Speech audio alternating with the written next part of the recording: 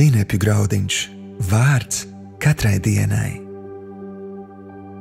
Es spēju saglabāt Dieva mieru. Šodienas rakstu vieta.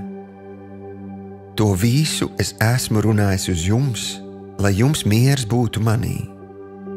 Pasaulē jums ir bēdas, bet turiet drošu prātu. Es pasauli esmu uzvarējis. Jāņa evaņģēlijs 16. nodaļa, 33. pants. Šodienas pārdomas. Jēzus mums saka, ka mums šajā pasaulē būs bēdas, bet viņš nesaka, ka viņš mums tās dos.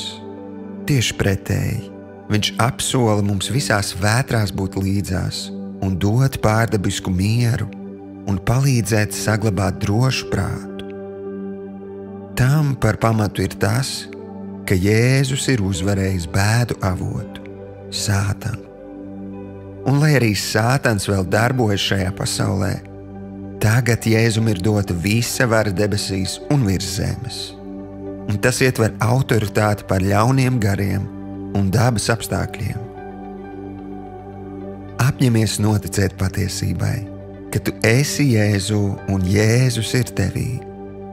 Caur to tev ir dota autoritāte Jēzus vārdā izdzīt ļaunus garus.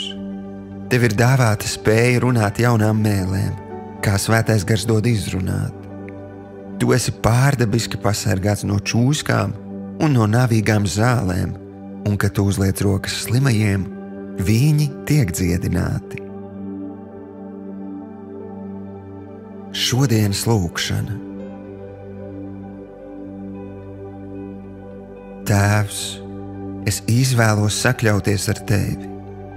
Es pateicos, ka tu piepildi mani ar savu spēku, ka saskaroties ar šīs pasaules bēdām, es spēju saglabāt tavu mieru ne tikai sevī, bet dot to arī citiem. Jēzus vārdā. Āmen.